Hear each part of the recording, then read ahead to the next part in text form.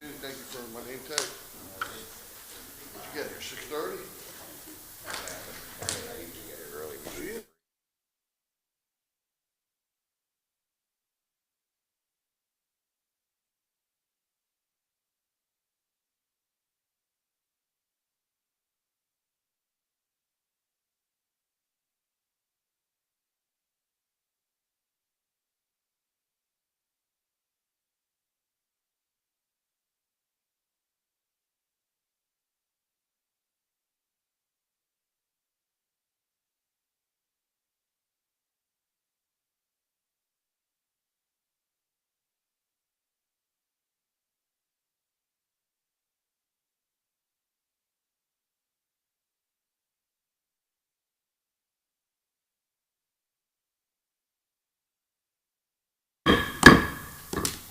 Good evening and welcome to tonight's meeting of the Zoning Board of Adjustment of the Township of Union, which is being held pursuant to the Open Public Meeting Law C-231, Laws of New Jersey, dated 1975.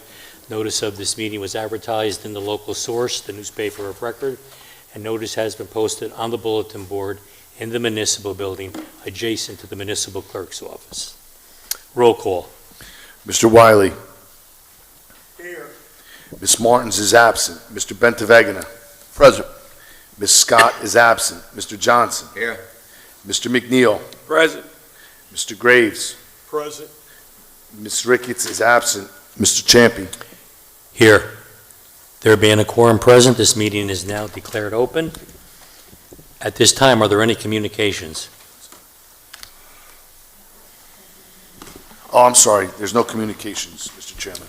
Proceeding with tonight's meeting, our first order of business this evening would be calendar number 3438 Jeb Foods LLC, located at 332 Indiana Street, Block 5808, lots 52 and 54. Applicant seeks a one-year extension. Yes, Mr. Chairman, Rob Pansula, the Board Attorney. I received, and the Board should have in its packet, there was a communication from Javerbaum Wergath. I believe Council's here tonight from Mr. Hale's office. Just for the record, state your name. Chad Dunn. Chad is here. Welcome. We received the communication. I worked in conjunction with the zoning office, and there's an extension needed to perfect the subdivision that was previously approved. There's rather stringent time constraints under the municipal land use law of 190 days. It hasn't expired yet, but to err on the side of caution, it makes sense to extend it. They have a couple of particulars that they were working with their professionals. So what I did in anticipation of that being a rather routine request, of which there does not appear to be a legal reason to object to, we did present the resolution in your packet tonight. Unless anybody has a question of the applicant's attorney or myself, I would recommend that the board pass the resolution, simply extending the time for which the Javerbaum office can file the subdivision deed. There's no other change or no other substance changed to the approval that you previously did for Jeb Foods. Are there any board members that would like to question the applicant? Are there any members of the public that would like to question the applicant? Hearing none. Board members, you've all had a chance to read the resolution as it has been written. At this time, are there any board members that would like to comment, make changes or modifications to the resolution? Hearing none, may I have a motion and a second to adopt the resolution? Mr. Chairman, I move that this board adopt the resolution as written and as accurately memorializing the previous findings of the board. Second motion. Roll call. Mr. Wiley. Yes. Mr. Bentavegana. Yes. Mr. Johnson. Yes. Mr. McNeil. Yes. And Mr. Champy. Yes. Thank you, Council. We'll arrange for the execution of the deeds and resolution. Proceeding with tonight's meeting, our next order of business is calendar number 3452, CX Tower Leasing LLC. Location would be 1750 Morris Avenue, Block 2802, Lot 4. Applicant wishes to install a wireless telecommunications facility. Good evening. For the record, my name is David Kenny. I'm an attorney with Snyder & Snyder, here tonight to represent the applicants CX Towers and T-Mobile Northeast LLC.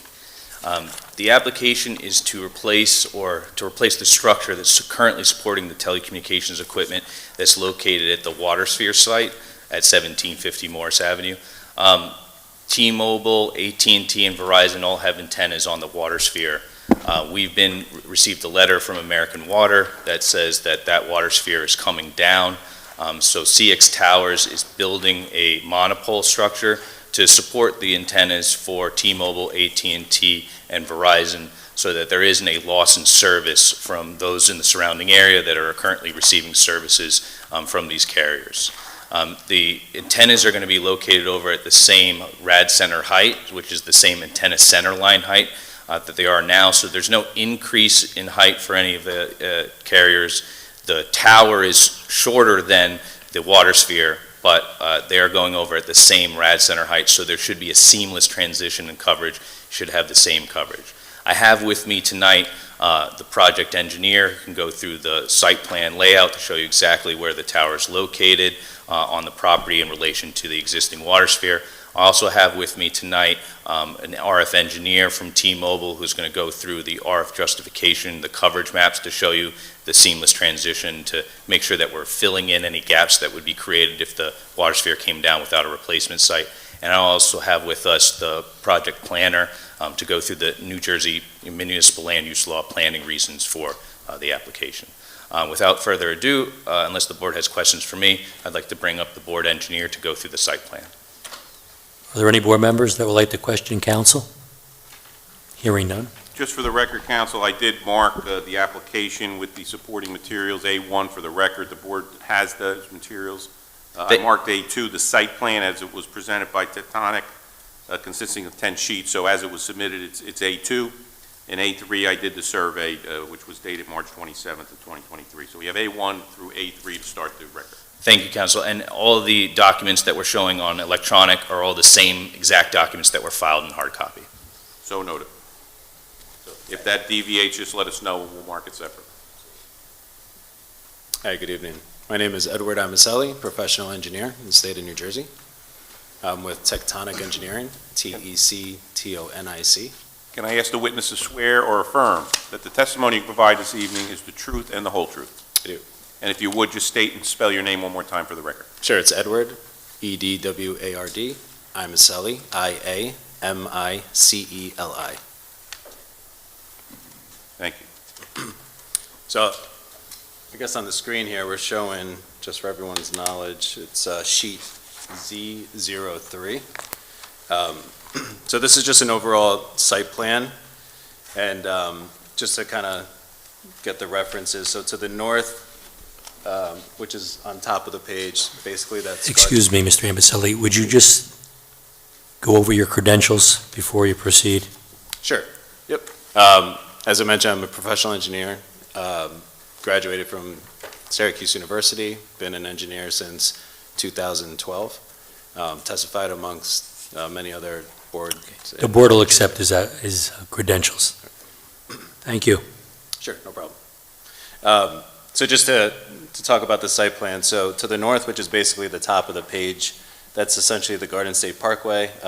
As you guys are aware, the sphere, the water structure is visible there. So what the proposed is the 150-foot tall monopole, which is at, I don't know if I have a pointer. Actually, does this, oh, you can see that, perfect, okay. Which is basically northeast of the current water structure here. There's base equipment, which is not being changed. So for Verizon, AT&T, and T-Mobile, there's already ground equipment there. So the idea is the cabling will just get rerouted from the water structure to this monopole underground, and everything would be routed up the tower inside the pole, so it's all concealed, and then the antennas would be attached to the monopole at that point. The compound, which is going to be proposed around the monopole, is just going to have a 6-foot tall chain link fence with barbed wire, and it's about 50 by 40 in size, just for security reasons, and it would just be gravel, so all pervious material there. And then there's going to be just some other miscellaneous equipment within the compound. American Water does have a small little Yagi antenna currently on the water structure, so that would also be transferred to the monopole. And I'll just show you a quick elevation so you guys could see. So this is sheet Z05 within the plan set. And this is kind of a side-by-side. So just to put it in perspective, so the water structure to the new monopole is about 98 feet apart. And it keeps it far enough to perform the construction activities. And as David mentioned, all the antenna elevations are to remain identical to what you currently see on the water structure. So that will not change. So everything will basically be transferred from one structure to the other. And all the cabling comes inside the pole, which connects all the antennas for the RF frequency. That's really it. It's kind of a simple install from a telecommunications perspective. All the other equipment remains as is, as you see on the ground here. So all the building structures and everything will remain. During construction activity, I believe there was a question. I don't know if we want to touch base on those. We will have, typically the process is a pre-construction meeting that occurs with the contractor. We'll go through the site, review any safety measures that are needed. There'll be safety signs and warning signs coming in and out. It'll be a live construction site like you normally would see. Anything that needs to be protected will be, so all the buildings, any water lines or anything underground will be detected and then protected as well. The monopole itself will be fully designed, so the steel structure and foundation would be fully designed to carry the load based on New Jersey's building code. And typically, there's a telecommunications standard, the TIA, which is Rev H. The monopole structure to follow that code always has to get inspected every 5 years or so, and just make sure it's in good standing and there's no structural integrity seen. And that's about it, if you have any questions. Are there any board members that would like to question Mr. Ampicelli's testimony? Yes, Mr. President, Mr. Chairman. I noticed that only T-Mobile submitted a letter communicating support. What about Verizon and AT&T? Have there been any discussions with them? So that's actually a question for me. Yes, Verizon we know has an intention to locate over, but they're still gathering their stuff together, but they didn't have it in time ready for this application. And we also know that there's conversations with AT&T to come over. Since they're both existing here and the situation is that the water sphere is coming down, we think it's just a matter of time before they get together and come over. The idea would be is right now we're going through a zoning application for the structure, and T-Mobile being the top carrier, the anchor tenant, that kind of is what's justifying the height for the structure. Verizon and AT&T, they could come over with a separate application. Usually that's at the building department level. They would submit plans to locate on the structure once it's constructed or once it's approved. They would submit plans to locate their equipment on the structure, and then they would have to submit their own structural reports at that time and everything like that. And the Mr. second- Kenny, is it safe to say that the monopole that's being presented tonight is in kind to what exists on the water tower? It's just at a different location? Is that the capabilities that we're dealing with? Exactly. Okay, because that helps me as well. I mean, it's a technical, and I know Mr. Ritchie will probably explain this better than me even. It's a technical expansion probably because of the movement and the adjustment, but basically the capabilities on the site are being moved from the water tower to this monopole. Exactly that. So All right. that's what Mr. Iancelli's testimony was, is that there's ground equipment that powers the antennas. So that ground equipment is still in the same locations. It's just the support structure for the antennas is coming down. So we need a new support structure to make sure that they get the elevations that they need to propagate the service. Can it even be stated, and maybe the engineer can answer this, that the monopole will show improvements in technology and some other things, as it were, from what exists on the water tower, which I'm sure was developed some many years ago? So I'm sure he can. In my experience, that is the case. So the water sphere is designed for a different purpose, right? It's designed for the water company's purposes. So there are some limitations as far as structure. There are some limitations as far as the mounts that you can put on that. A monopole is designed for exactly this purpose, so you can get greater amount of equipment on the tower. You can also get what they say is a greater azimuth capability, so that means the direction that you can point the antennas. You just have a better structure to support the services. Great. No, I think that's helpful. It's helpful for me. I hope it's helpful for the board members and zoning, because in the past, when you had add-ons to existing approvals, a lot of times they'd come back here, and it would happen, especially 15, 20 years ago, when it was a different mode of communication. It was rather new. And I just wanted to be clear that AT&T and Verizon, this approval tonight is with the intention that they're going to be there. So Absolutely. that step then would perhaps be administrative when the time comes, unless it's going to be changed or expanded to a degree that would require a return. Right, if there was any substantial change to the structure, that absolutely would require an application before this board to approve any of those changes. The reason why we made sure T-Mobile was part of the application is, again, as being the top carrier, that is what's kind of dictating the height of the facility. But I do know that the applicant, CX Towers, is in discussions with Verizon that they do have intention to coming over to the tower, and I believe AT&T is just falling behind. Thank you. That was helpful. The one other question I have Sure. is access to the tower. Is that still going to come off of Morris Avenue? Yep, yeah, so the access hasn't changed. It still comes off Morris and then accesses through. Yep, so that's, And the tower will be constructed in segments, not one monolithic 150-foot pole? correct, yeah, they come in sections, and then they basically slope on top of each other and get bolted through. Yep. Are there any other board questions? I have a question, Mr. Chairman. Sure. Just wondering, what type of maintenance is required for this proposed facility?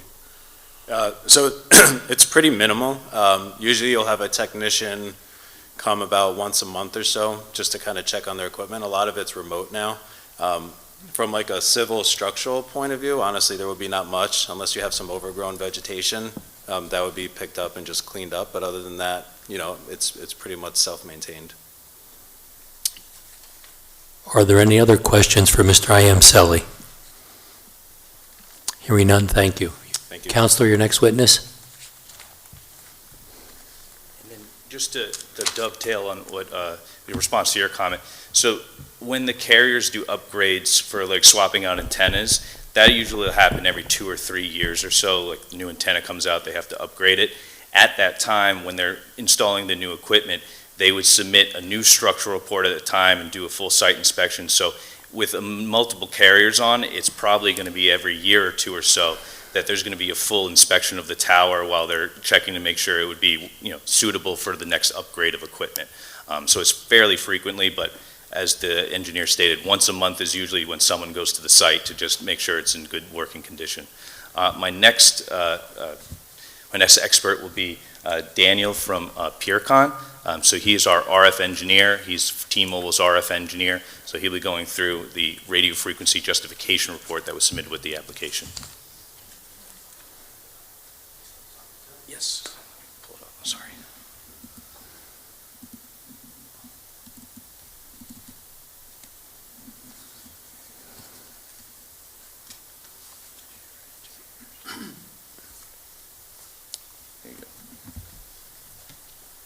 Good evening. Can I ask the witness to swear or affirm that the testimony you provide this evening is the truth and the whole truth? I do. And for the record, state and spell your name with your affiliation. Daniel Czech, D-A-N-I-E-L, last name C-Z-E-C-H.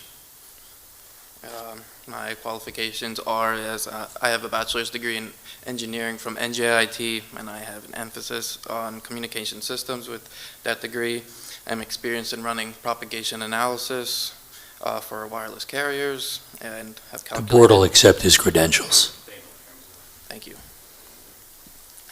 Okay, so from T-Mobile's perspective, as an RF, I guess we could start with first what T-Mobile is licensed for, and T-Mobile is licensed by the FCC to provide service in the 600, 700, 850, 1900, 2100, 2500 megahertz frequency bands, and it provides these services to all T-Mobile customers in the form of 4G and 5G services.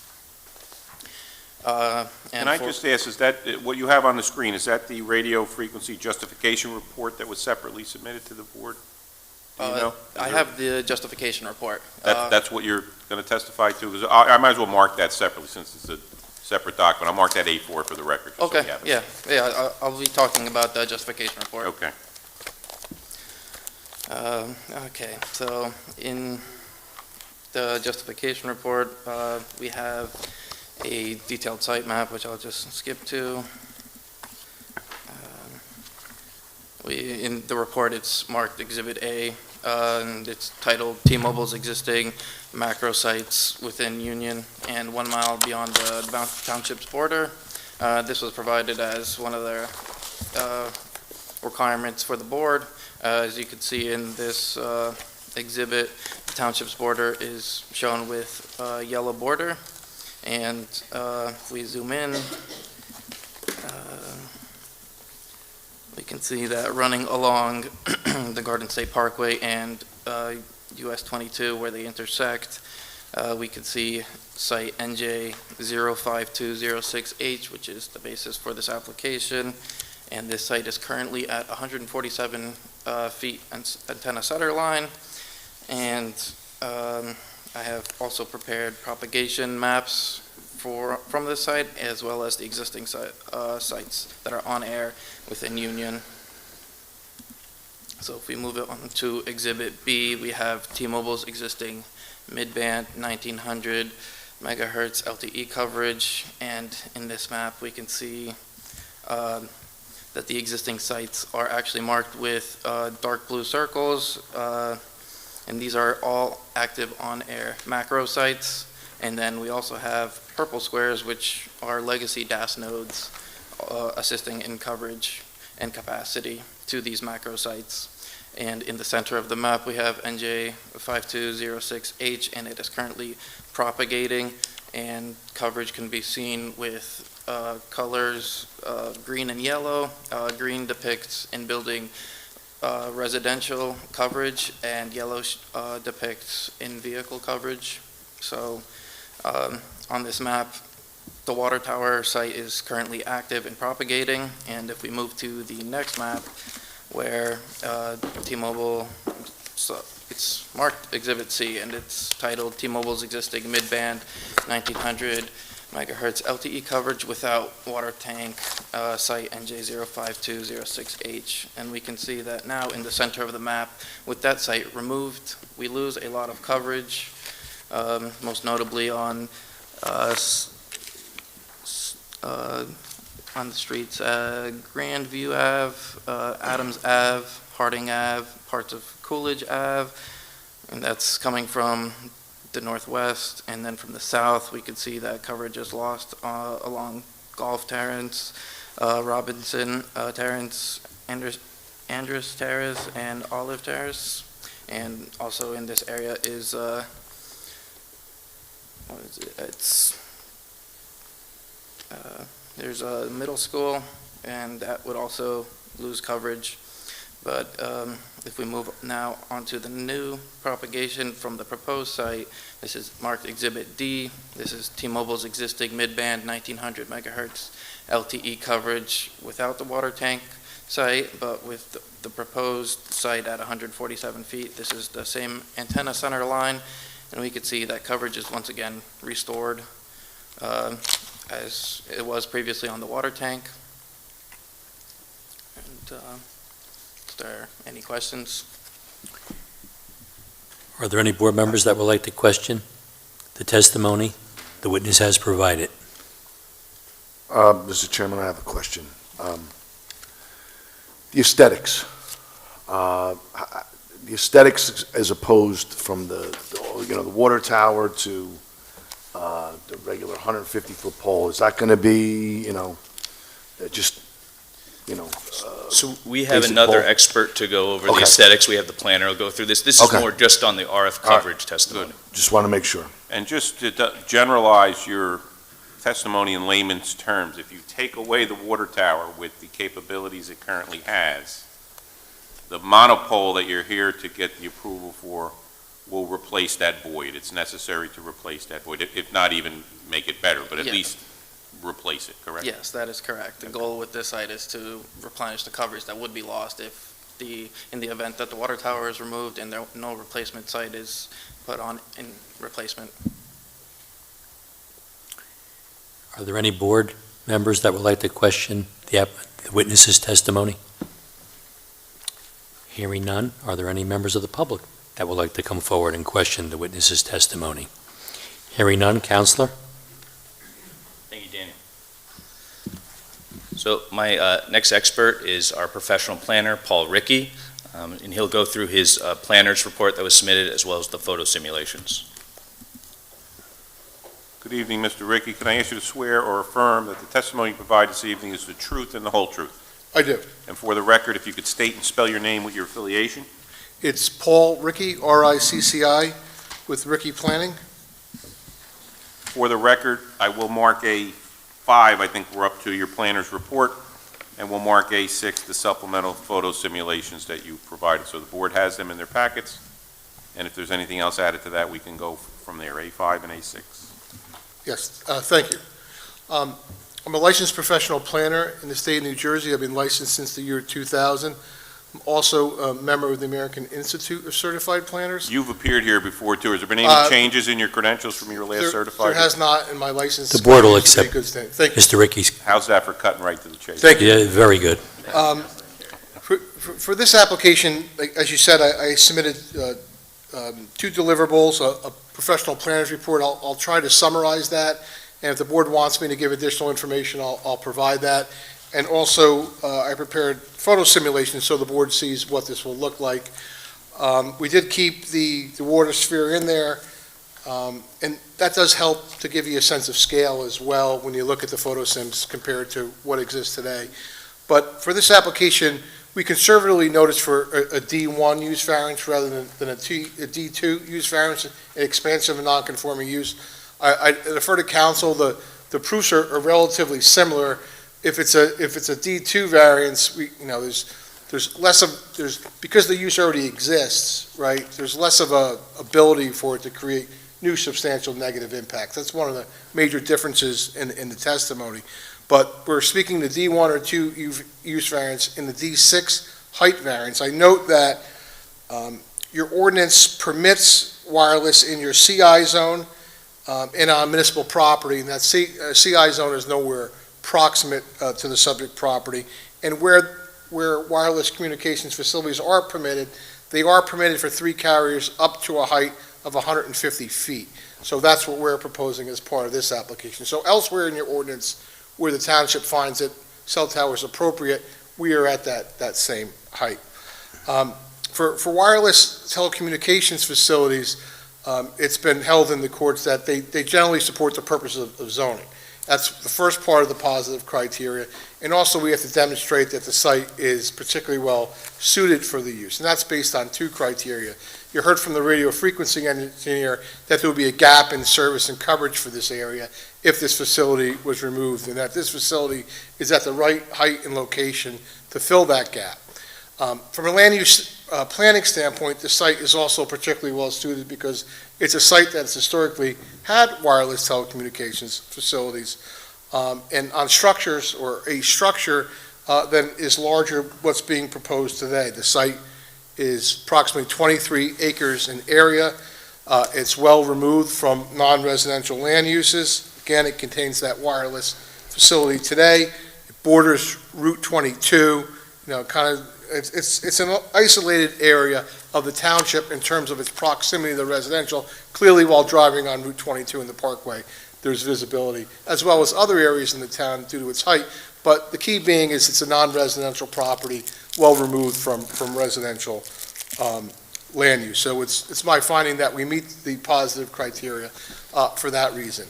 For the negative criteria for wireless communications facilities, we rely on a different negative test. It's the SECA 4-part balancing test, which suggests that we should balance the benefits of an application versus its detriments, and if the benefits outweigh the detriments, a board should vote firmly for an application. At least the court suggests that. The first part of the test is to identify the public interest at stake, and I think we all understand this.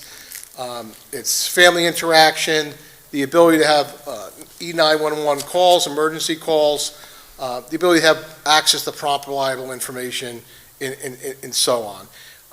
I'm not going to go into a lot of detail on this, but over 80% of emergency calls today come from wireless phones and the like, and well over half of the country uses a wireless phone as their primary form of communication.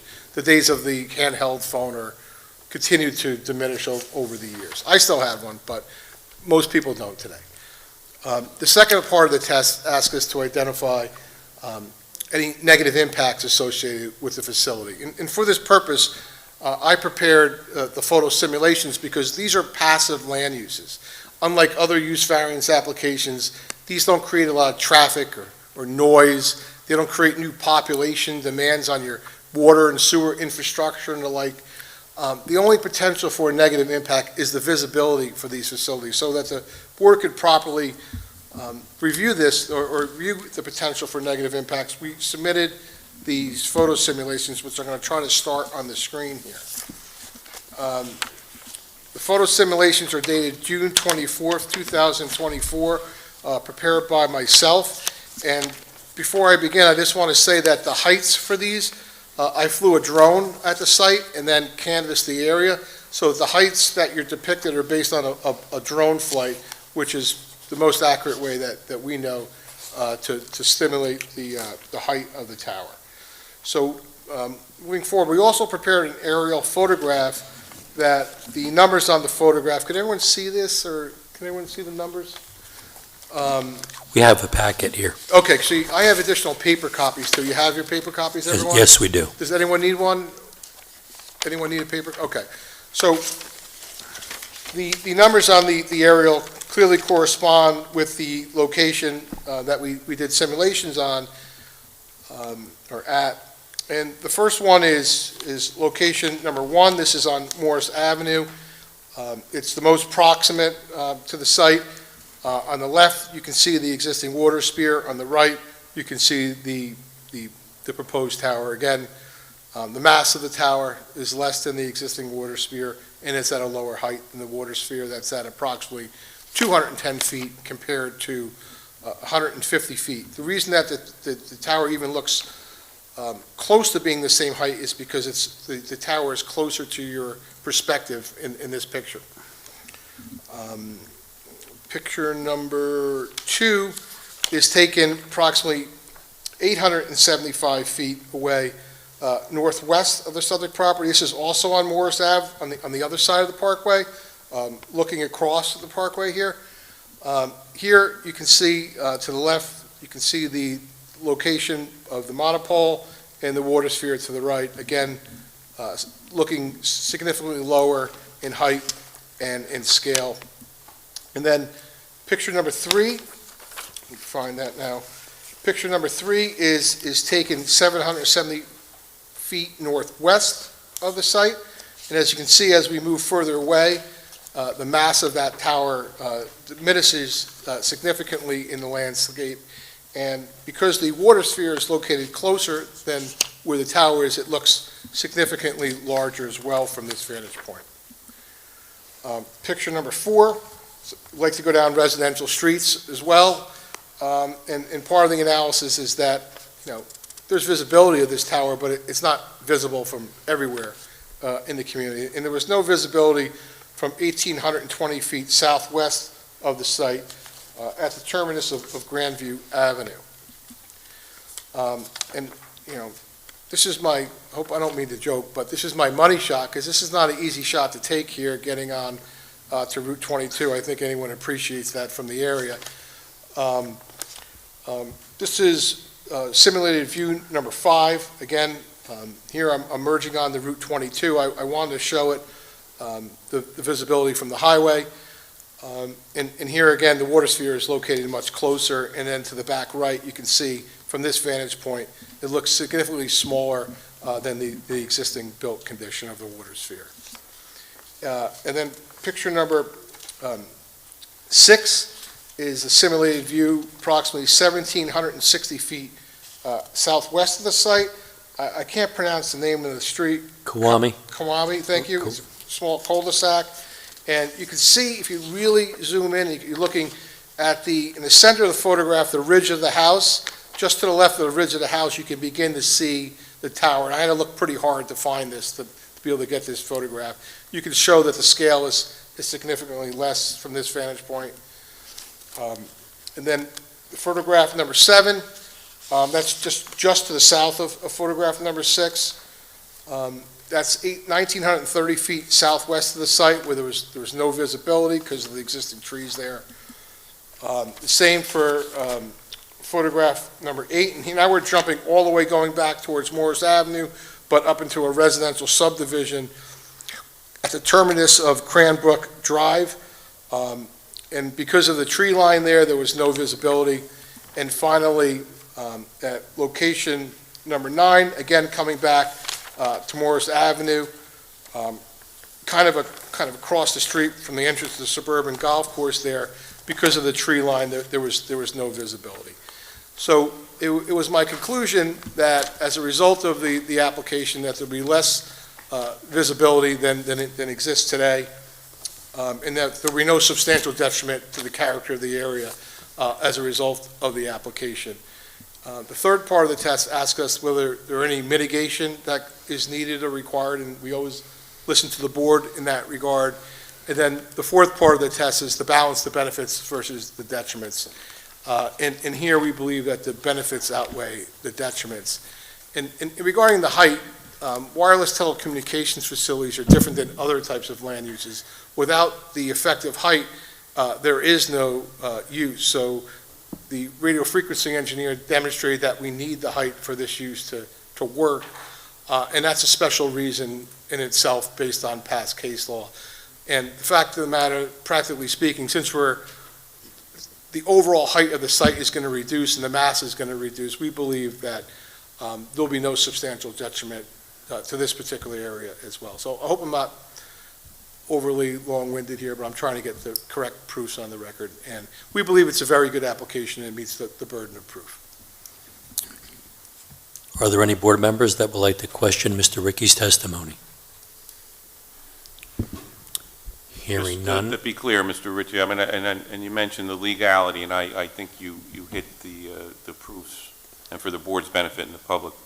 The D1 aspect, you covered it, so Yes. it is kind of tricky. It's not bright line, because you're definitely removing, as far as you know, the water company is moving or removing that water tower after this transition, right? I mean, That's our understanding. that's yes. part of the, Yeah. is that a fait accompli, that's for sure? Is there timetables involved with that once this move occurs? Do you I'm know? gonna have If to you know, yeah. or Mr. Kenny knows. Yeah. So the timetables are kind of dependent on when we can get the carriers over to the new tower. My understanding is once all the new carriers are over to the new tower, that's when they're going to finalize plans for the decommissioning of the water sphere.